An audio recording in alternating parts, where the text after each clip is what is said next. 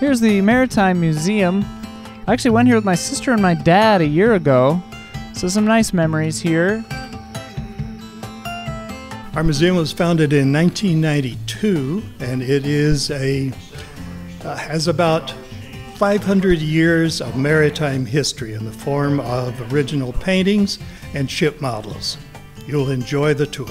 The Seascape Gallery is the most historical part of the museum.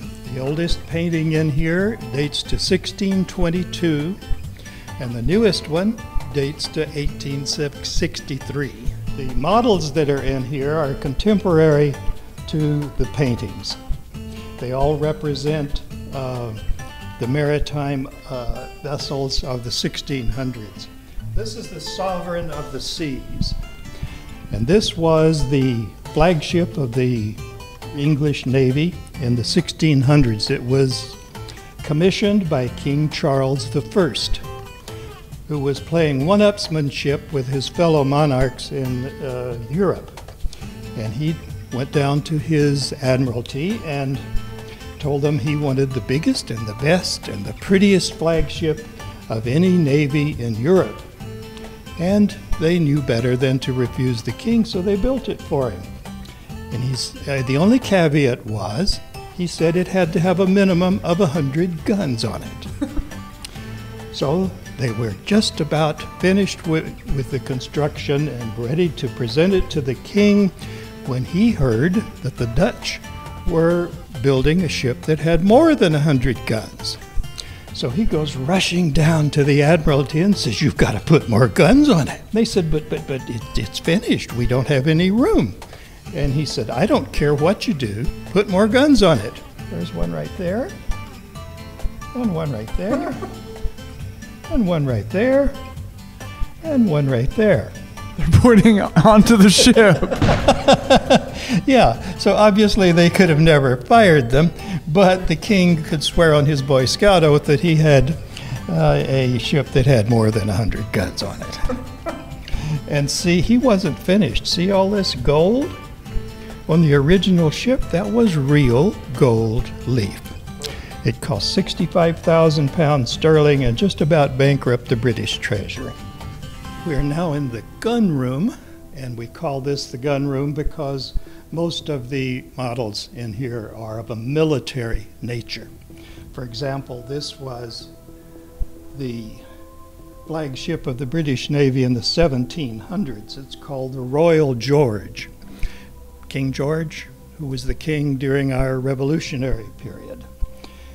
I have a question for you. This is a test. Uh-oh. Okay, this was a warship, right? Okay, you see the rudder there? Where's the helm? It's right under there. Oh, wow. Oh my God. Okay, on a warship, the British hid the helm because the last thing you would want is for a cannonball to come skidding across the deck and take out your steering wheel. The poor little guy that was down there, all he had was a compass. But see that rail there?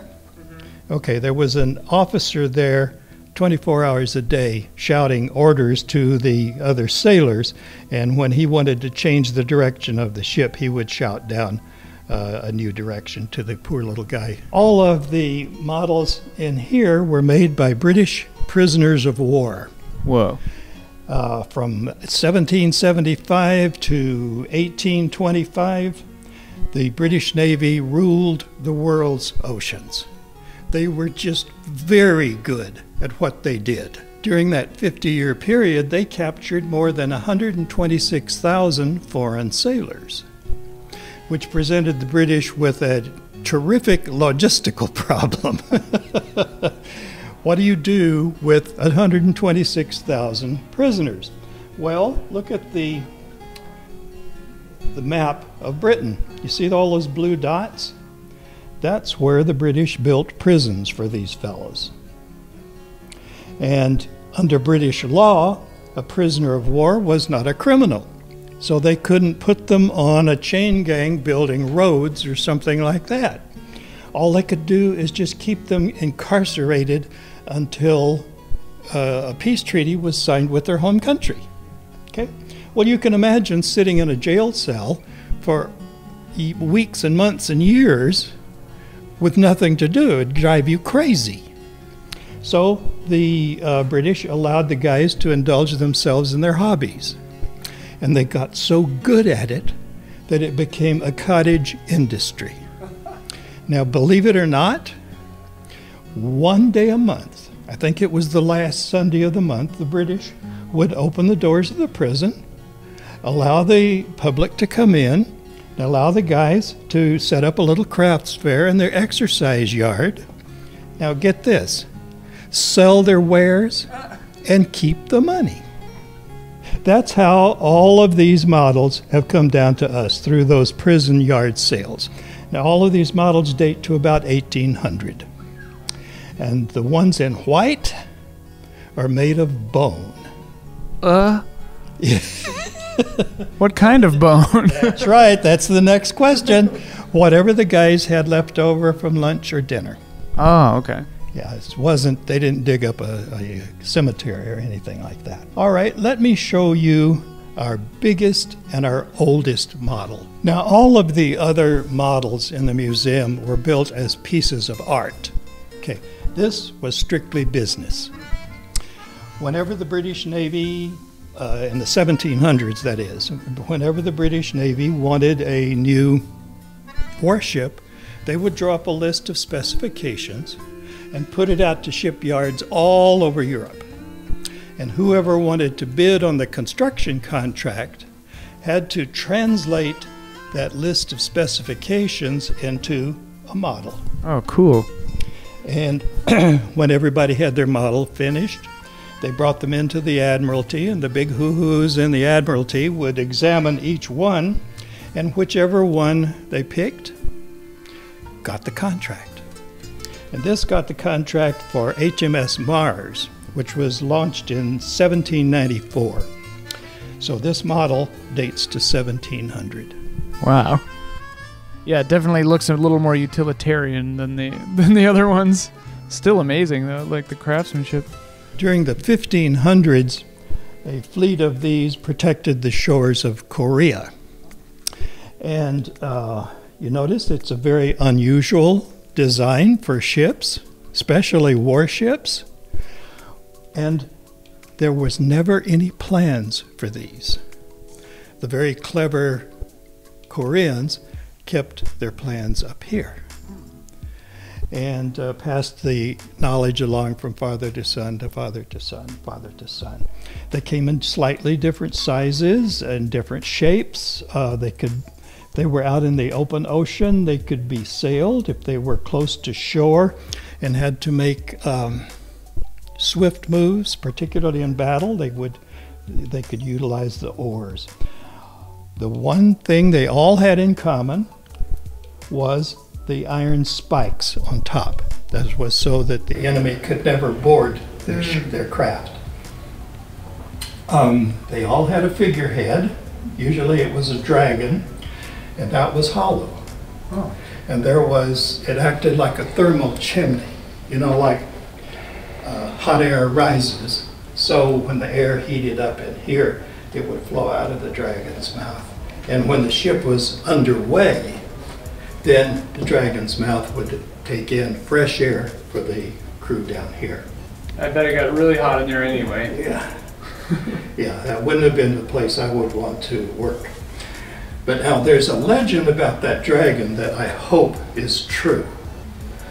We don't have any proof of it, but the story is just too good not to be true.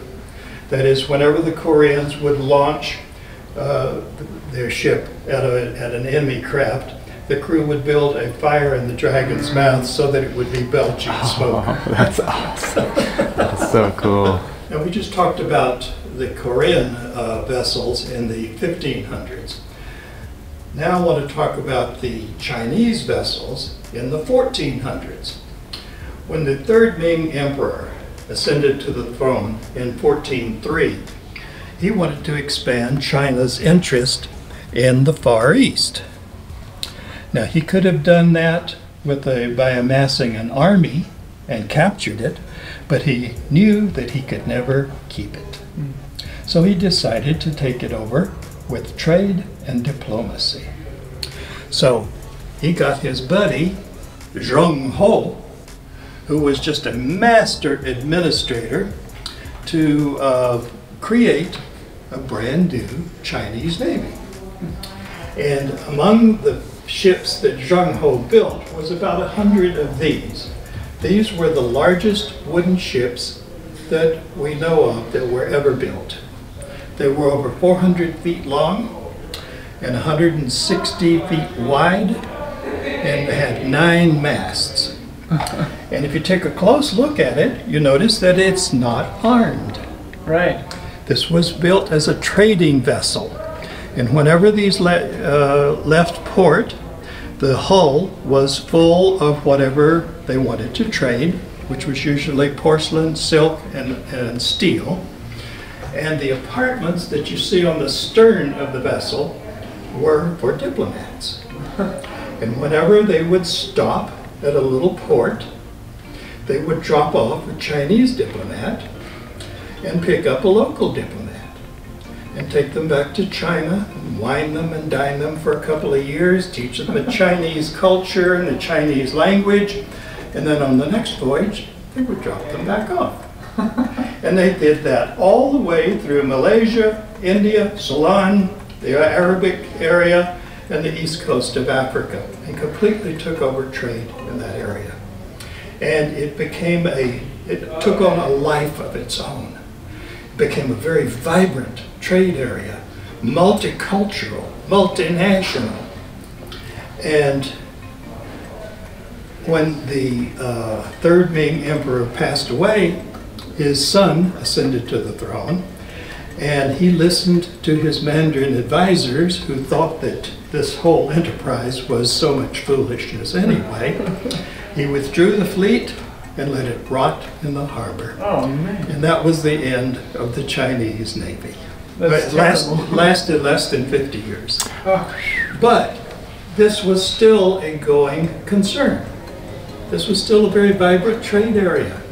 And in the 1400s, the rest of the world was just pulling itself out of being barbarian. So it didn't take long for the Portuguese and the French and the English and the Dutch to discover this area. And my personal opinion is that it was the fruits of this trade area that helped bring Europe out of the Middle Ages. Wow, yeah. You notice how different the ships look? Okay? This is probably something that nobody has ever thought of before. When did the Industrial Revolution start? About 1830, 1840, somewhere along in there. And engineers and inventors began to tinker with different ways to improve warfare. Well, by 1861, when America did all those engineers a favor. They threw a war, and that war became the test bed for all of these new inventions. Ironclad ships came into being, rotating turrets, and huge new cannon that shot shells rather than round cannonballs. In 1862, there was a battle, the news of which echoed around the world. Okay? See that ship over there? That was the CSS Virginia. The Union Navy was blockading Norfolk Harbor.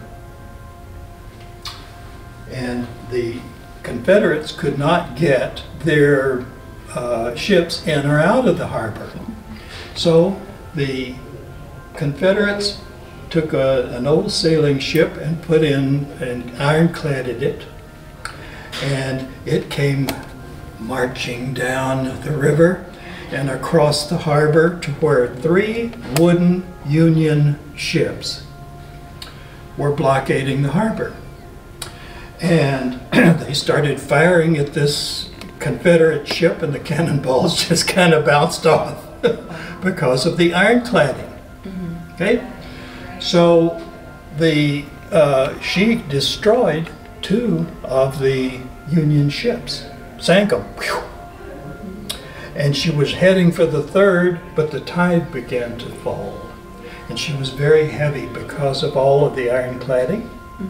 So she turned around and went back up the river because she didn't want to get stuck out in the middle of the harbor. And she dropped anchor and was planning to come back the next morning and finish the job. So the next morning she upped anchor and was headed toward that 3rd wooden ship, and this ship appeared. This was USS Monitor, a northern ship.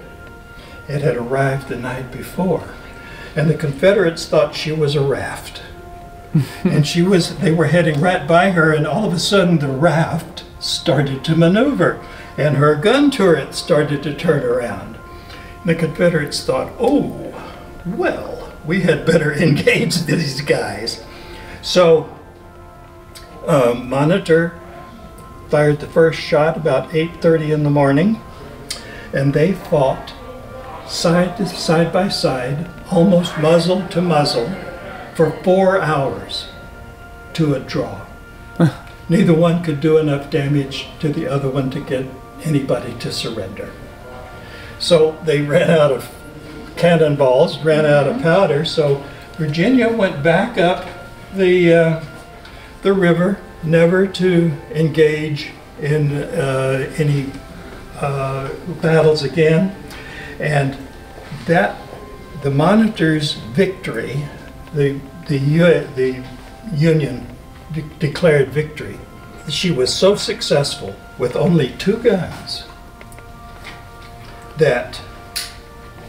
and this rotating turret, that this became the style for all future Union ships during the war.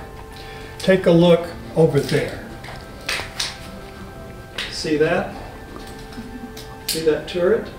Okay, there was another style, one that had 2 turrets. There was another style. And this one here is very interesting. See, there's the gun turret on the bow, but that covering there covered paddle wheels. This was designed for the Mississippi River. This is our national treasure, USS Constitution. She is the last of the first 6 ships that were built for the brand new U.S. Navy in the 1790s. She was launched in 1797, and she is still afloat. She is presently moored in Boston Shipyard, and she is now a museum, and she's maintained by a rotating crew of about 60 naval cadets, and who will, if you're ever in Boston, drop by there and they will give you a free tour through her. She is mandated by Congress to be maintained forever. And she has the distinction of being the oldest warship on the planet that's still afloat. She has always had a copper bottom. And there's a little history there too. Her original copper bottom came from the foundry of Paul Revere. You remember Paul Revere's Midnight Ride and so forth? It was from his foundry. And the reason she has a copper bottom is that barnacles will not adhere to the copper, and barnacles tend to slow a ship down. And as a warship, she needed her speed, because she was about half the size of the big British men of war. Where do you recall how she got her nickname of Old Ironsides? I don't know. In her first battle against the British ship Goodyear during the War of 1812, there was an impressed American sailor on board the British warship. And when Goodyear started firing her cannon at the Constitution, the cannonballs bounced off the sides. And the American sailor says, "My God, she must be made of iron." Well, when the Goodyear lost the battle, and was taken into Boston as prize. And when the sailor told his story about the cannonballs bouncing off her sides, there was a newsman there. And he wrote an article about it and nicknamed the ship Old Ironsides.